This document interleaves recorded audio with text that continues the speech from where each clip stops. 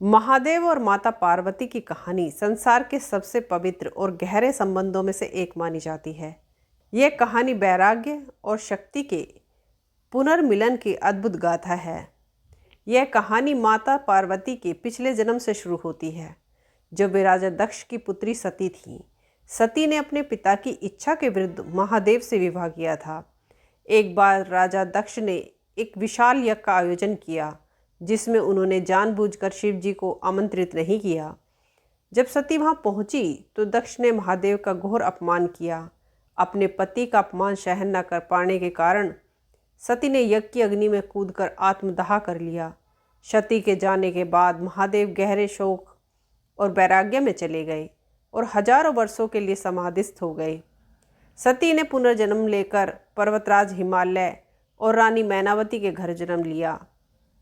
पर्वत की पुत्री होने के कारण उनका नाम पार्वती पड़ा। बचपन से ही पार्वती के मन में महादेव के प्रति अटूट प्रेम और श्रद्धा थी। नारद मुनि ने उन्हें बताया कि यदि वे कठिन तपस्या करें तो उन्हें पिछले जन्म के पति शिव पुनः ही प्राप्त हो सकते हैं।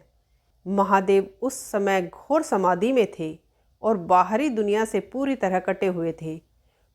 उन्हें जगाने और उनका मन जीतने के लिए पार्वती ने राजसी सुख त्याग दिए और जंगल में तपस्या करने चली गई।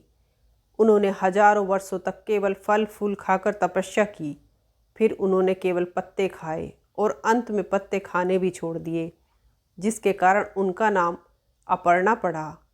कड़ी धूप, कड़ाके की ठंड और मूसलाधार बारिश भी उनका संकल्प नहीं डिगा सकी। देवता चाहते थे कि शिव और पार्वती का मिलन हो, ताकि उनका पुत्र असुर तारकासुर का वध कर सके। उन्होंने कामदेव को शिव की समाधि भंग करने के लिए भेजा। जब कामदेव ने शिव पर पुष्प बाण चलाया तो शिव का तीसरा नेत्र खुला। उन्होंने कामदेव को भस्म कर दिया। पार्वती फिर भी विचलित नहीं हुई। अंत में स्वयं महादेव ने एक ब्रह्मचारी का रूप धारण किया और पार्वती के पास जाकर शिव की बहुत बुराई की। उन्होंने पार्वती से कहा, तुम उस शमशानवासी जो गले में सांप लपेटने वाले से विवाह करना चाहती हो, तुम उससे विवाह क्यों करना चाहती हो? पार्वती ने अत्यंत क्रोधित होकर शिव का पक्ष लिया। उनका यह अटल प्रेम देखकर महादेव अपने वास्तविक रूप में प्रकट हुए और पार्वती को स्वीकार किया। शिव और पार्वती का विवाह ब्रह्मांड का सबसे अनोखा विवाह था। महादेव की बारात में देवता, असुर, ऋषि मुनि, गंधर्व, भूत प्रेत, पिशाच और पशु पक्षी सभी शामिल थे।